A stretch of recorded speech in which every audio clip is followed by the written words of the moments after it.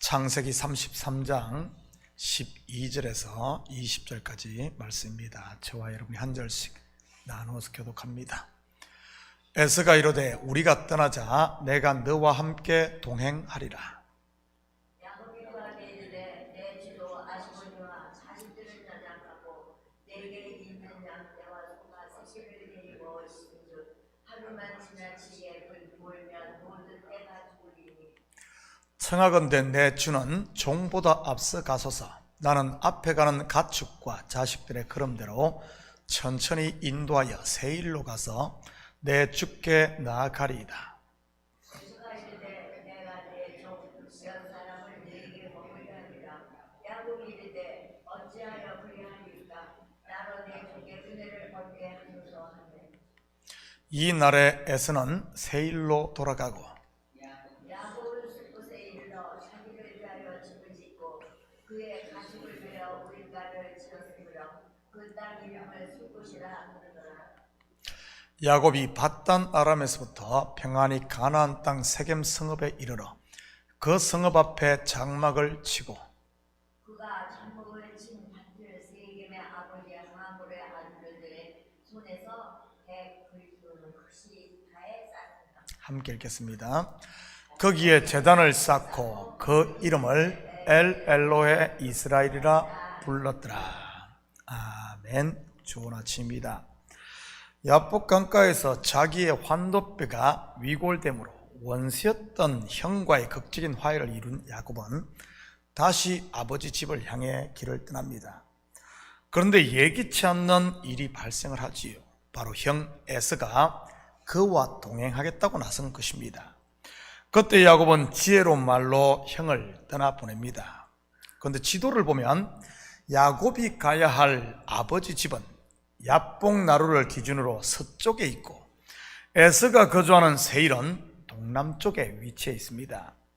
야곱은 서쪽으로 가고 에서는 동쪽으로 가는 것이지요. 같은 그림이 어디에 나옵니까? 레위기 16장 7절에서 10절입니다. 또 그 두 염소를 가지고 회막문 여호와 앞에 두고 두 염소를 위하여 제비 뽑되 한 제비는 여호와를 위하여 한 제비는 아사세스를 위하여 할지니라.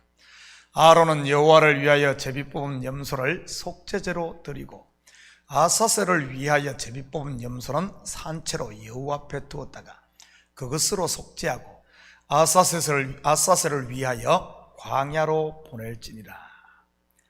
바로 한 마리는 잡아 지성소로 들어가 피를 뿌리고 한 마리는 동쪽 곧 광야로 보내는 그림입니다. 물론 성전의 지성소는 서쪽에 위치해 있고요. 다시 말해 이스라엘로 거듭난 야곱은 진리를 알아 지성소로 들어가고 에서 곧 율법은 그의 역할을 다 했기에 동쪽 곧 광야로 가는 것입니다. 같은 그림을 우리는 예수님과 세례 요한을 통해서도 볼 수 있습니다.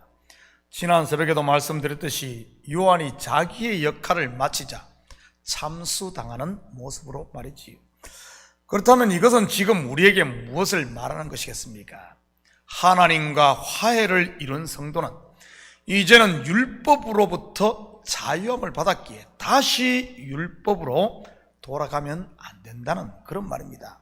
바로 에서 곧 율법이 그럴듯한 논리로 유혹을 한다고 할지라도 말이지요.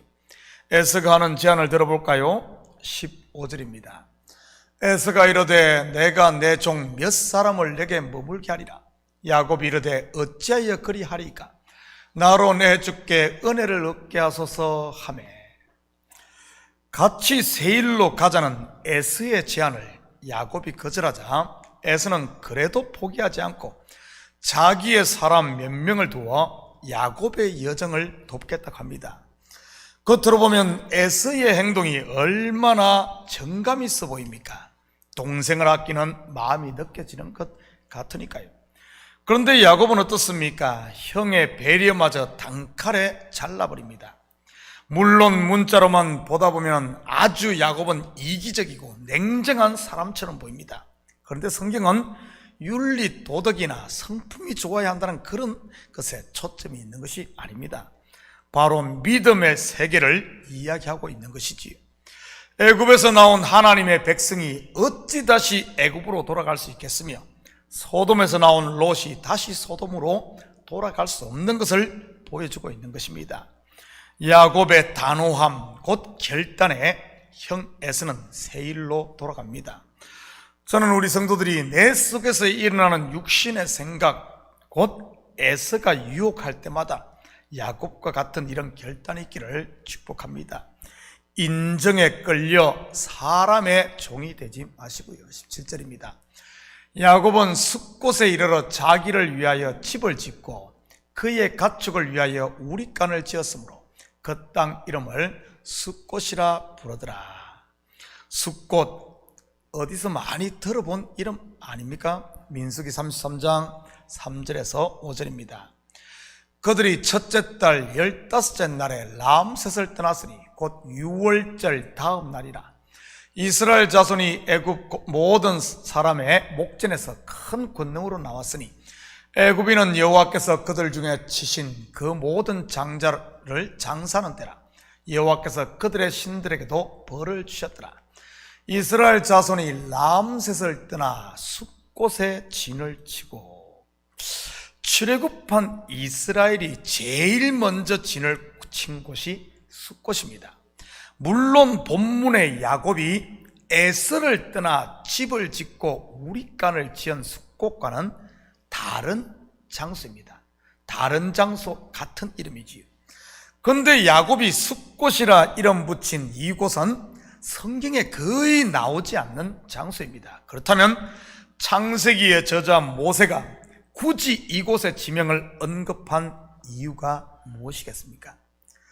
바로 옛사람 야곱이 죽고 새사람 이스라엘로 거듭난 후 에스와의 화해를 이루고 떠난 여정이 출애굽의 모습을 담고 있음을 말하고자 하는 겁니다. 야곱의 출바단 아람의 이야기는 창세기 1자 독자인 출애굽한 이스라엘에게는 그들이 가는 길을 미리 보여주는 예표적인 사건이었다는 말입니다. 야곱이 수많은 우여곡절 끝에 아버지 집에 이르러 정착하듯 이스라엘 또한 약속의 땅을 기업으로 얻을 것에 대한 소망을 담고 있었던 것이지.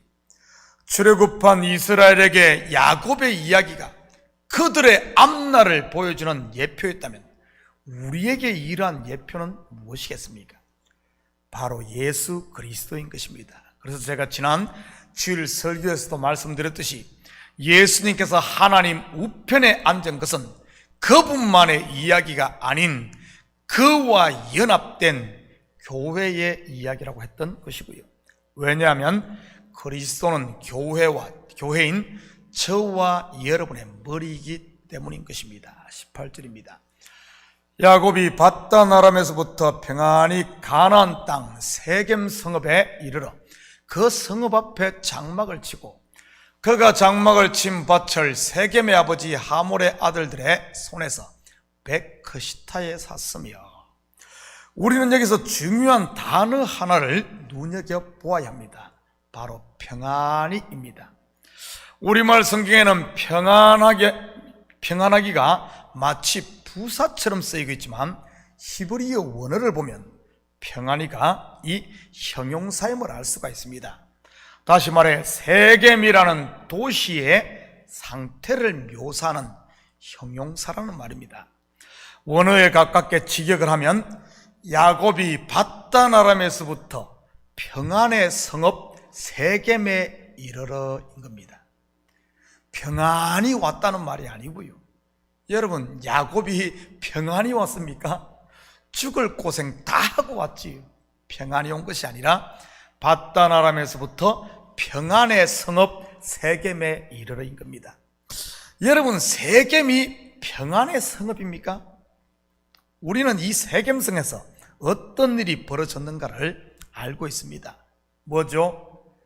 딸 디나가 세겜성 추장의 아들에게 강간을 당합니다. 그로 인해 야곱의 아들들이 할례를 빌미로 세겜성을 도륙하게 되고요. 다시 말해 세겜성에 있는 평강은 참이 아닌 거짓 평강이라는 그런 말입니다. 참 성전이 아닌 거짓 성전이라는 그런 말이지요. 우리는 이 세겜이라는 이름을 통해서도 그것을 알 수 있습니다. 세겜의 뜻이 뭐죠?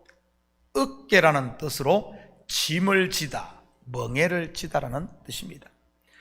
우리에게 짐을 지우는 것이 무엇입니까? 바로 율법인 것입니다. 그래서 예수님께서 무거운 짐진 우리를 초청하고 있는 것이고요. 마태복음 11장 28절에 30절입니다. 수고하고 무거운 짐진 자들아 다 내게로 오라. 내가 너희를 쉬게 하리라. 나는 마음이 온유하고 겸손하니 나의 멍에를 메고 내게 배우라. 그리하면 너희 마음이 쉼을 얻으리니 이는 내 멍에는 쉽고 내 짐은 가벼움이라 하시니라. 혹시 여러분 가운데 지금 세겜에 머물고 있는 분은 없습니까? 무거운 짐을 지고 신앙생활을 하시는 분들 말이지.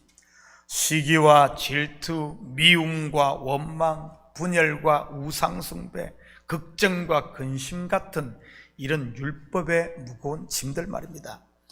혹시 나보다 더 잘 되는 사람이 있는가 싶어 안절부절 못한다든지 매 죄의식에 짓눌려 산다든지 아니면 매 살을 경쟁하며 자기만이 최고라고 착각하며 사는 그런 무거운 짐진 이런 신앙생활 말이지. 출애굽으로 말하면 이러한 세겜은 바로 요단 동편인 모압 평지와 같은 것입니다. 이스라엘이 그곳에 아직 들어왔음에도 가나안 땅에 요단강을 건너 들어가야 됨에도 불구하고 거기에 일단은 집을 짓고 정착을 하지 않습니까? 야곱은 베델로 올라가야 되는데 올라가지 않고 세겜에 머물고 있었듯이 말이지. 야곱이 백크시타의 세겜의 아버지 하몰로부터 밭을 샀듯이 이스라엘도 요단 동편 땅들을 정복하고 거기다 집을 짓고 말이지. 그런데 그곳에서 어떤 일이 벌어집니까? 모압 왕 발락의 괴계에 속아 간음을 행하고 바알볼 우상에게 빠지게 됩니다. 이때 그들을 타락케 했던 사람이 거짓 선지자의 대명사인 발람 선지자였던 것이고요. 야곱도 세겜에서 머물며 같은 일을 겪습니다. 앞에서 말씀드린 대로 자기의 딸 디나가 강간당하는 사건 말이지요. 20절입니다. 거기에 제단을 쌓고 그 이름을 엘 엘로헤 이스라엘이라 불렀더라. 무슨 뜻입니까? 엘 엘로헤 이스라엘, 하나님은 이스라엘의 하나님이라는 뜻입니다. 그런데 하나님은 이스라엘의 하나님만 되실까요? 이방인의 하나님도 되십니다. 야곱이 형 에서를 피해 도망갈 때 하나님을 만난 곳이 어디입니까? 베델입니다. 베델은 하나님의 집이라는 뜻이고요. 후에 야곱이 세겜을 떠나 베델에 도착해 그곳에 단을 쌓고 붙인 이름이 엘 베델입니다.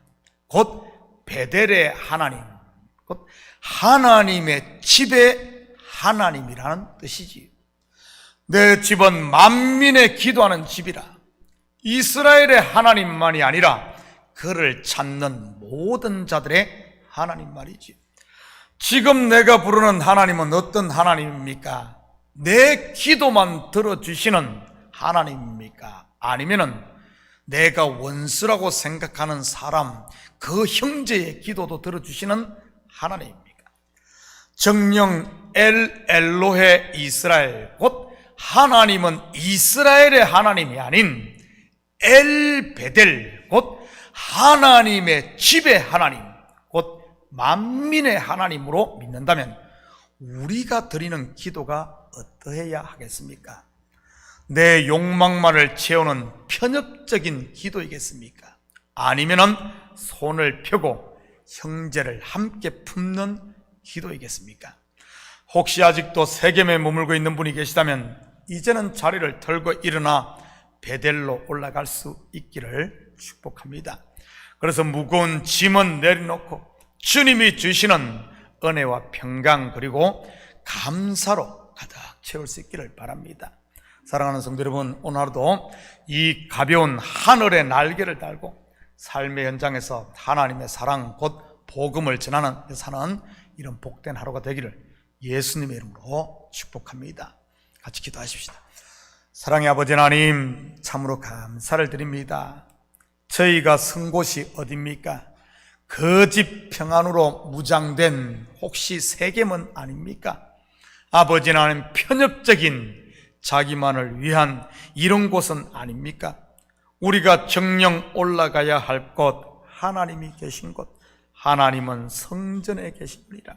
바로 베들림에도 불구하고 세겜에 머물고 있지는 않은지 아버지 하나님, 우리 자신을 보게 하시고 세겜에 머물다가는 아버지 하나님 자기를 숭배하며 간음하며 우상에 빠질 수 있사오니 아버지 하나님, 이곳에 머무는 것이 아니라 자리를 털고 일어나 아버지 하나님 믿음의 주여 온전케 하시는 예수 바라보며 우리의 믿음의 발걸음을 끝까지 아버지 하나님 경주하는 주께로 나아가는 저들 될 수 있도록 주여 축복하여 주시옵소서. 그래야 아버지 하나님 정말 베델 아버지 하나님 하나님의 집에 머무름으로 말미암아 정말 하나님이 나의 하나님이 되고 아버지 하나님 우리의 하나님이 되고 이 교회의 머리가 됨으로 말미암아 아버지 하나님 이 교회 모든 성도들이 각 지체로서 서로 협력하고 사랑하며 서로를 위해 기도하는 이런 아름다운 공동체가 되는 우리 참교회 되게 도와주시옵소서. 감사드리며 예수님의 이름으로 기도드립니다. 아멘.